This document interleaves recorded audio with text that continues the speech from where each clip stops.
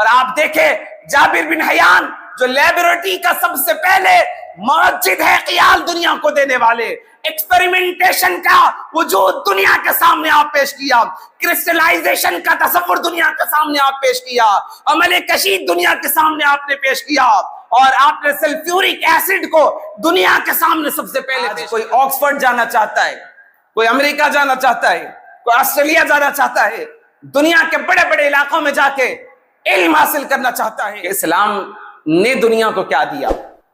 جدید سائنس آج اپنی تحقیقات دنیا کے سامنے پیش کر رہی ہے۔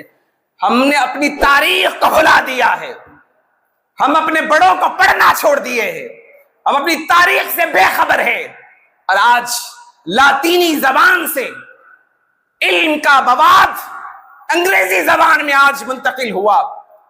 آج کوئی آکسفورڈ جانا چاہتا ہے، کوئی امریکہ جانا چاہتا ہے، کوئی آسٹریلیا جانا چاہتا ہے، دنیا کے بڑے بڑے علاقوں میں جا کے علم حاصل کرنا چاہتا ہے۔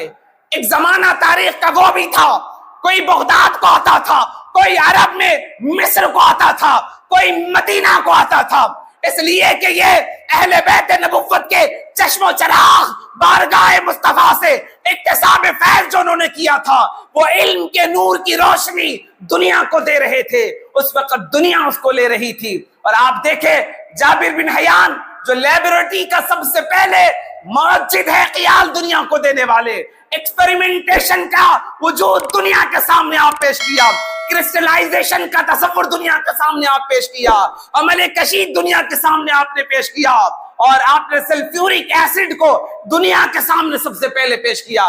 ایسڈ کی کھوج کرنے والے کا نام جابر بن حیان ہے، وہ ایک براہ راست حضرت جعفر صادق رضی اللہ تعالیٰ عنہ کے شاگرد ہے، اس سے پڑھ کے انہوں نے دنیا کے سامنے کیمسٹری کے معاملات پیش فرمائے۔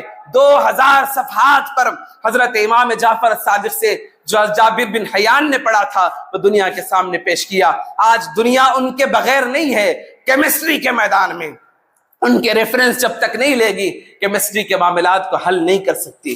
ابن سینا بھی وہ ہیں جو اکتساب فیض کرنے والے، جنہوں نے فزکس کے معاملات کو دنیا کے سامنے پیش کیا، اور آج زمانے گزرنے کے بعد سائنس اپنی تحقیقات دنیا کے سامنے دے رہی ہے۔ تصورات الگ الگ تھے، قرآن مجید نے ان کا کس انداز میں رد کیا۔ کائنات کے، سورج کے، فلکیات کے نظام پر قرآن نے بات کی، سیاروں کی رجعت پر قرآن نے بات کی۔ آج فزکس کہتی ہے ہر ایٹم جامد نہیں ہے، اور قرآن کہتا ہے ہر شے اپنے مدار میں گھوم رہی ہے، وہ تیر رہی ہے اپنے مدار میں، نہ اپنی سمت چھوڑتی ہے نہ اپنا راستہ چھوڑتی ہے۔ قرآن مجید نے کہاں کہاں توجہ دلائی ہے۔ 14 صدی بعد، اسلام کے 1400 سال بعد، آج سائنس و نظریات دنیا کے سامنے پیش کر رہی ہے۔ پہلے تو سمجھ رہے تھے کہ ہر چیز جامد ہے، قرآن نے کہا کہ وہ جامد نہیں ہے، وہ تیر رہی ہے۔ آج دنیا کہتی ہے وہ سیارے اور وہ ستارے، سورج، چاند اپنی مدار کے اندر اپنی گردش کے تحت گھوم رہا ہے۔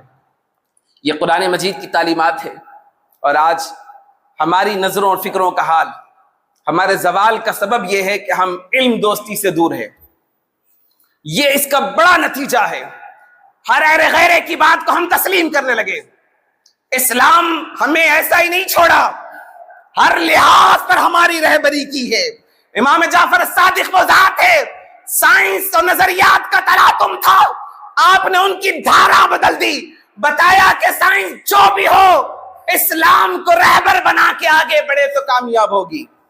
آپ نے اس فکر کو دینے کے کام کیا۔ حضرت امام جعفر صادق نے فکر دی، بتایا کہ سائنس ترقی کرے گی تو اسلام کی رہبری میں ترقی کرے گی، اسلام کی رہنمائی میں ترقی کرے گی تو پھر وہ کامیاب و کامران ہوگی۔ آج میں آپ کے بتاؤں 200 سے زائد سرجری کے آلات، سائنسی آلات اور ایجاد کے اندر، سرجری کے اندر جو چیزیں استعمال ہوتی ہیں، 200 سے زائد آلات بنانے والے سب سے پہلے محقق و مدبر کا نام آپ تاریخ پڑھیں گے معلوم ہوگا وہ بھی ایک مسلمان ہے۔ آج ہم غیروں کے معاملات سے بڑے حد تک مانوس ہو جاتے ہیں کہ سائنس نے ترقی کر لی، یہ ہو رہا ہے وہ ہو رہا ہے۔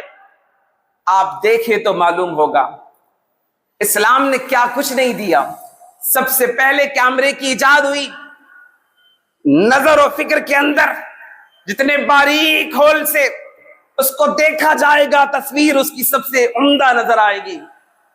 اس طرح کی تھیوریز دینے والے مسلمان ہیں، اس طرح کی تحقیق دنیا کو دینے والے مسلمان ہیں۔ آج ہمارا حال یہ ہے کہ ہم نے اپنی تاریخ کو بھلا دیا،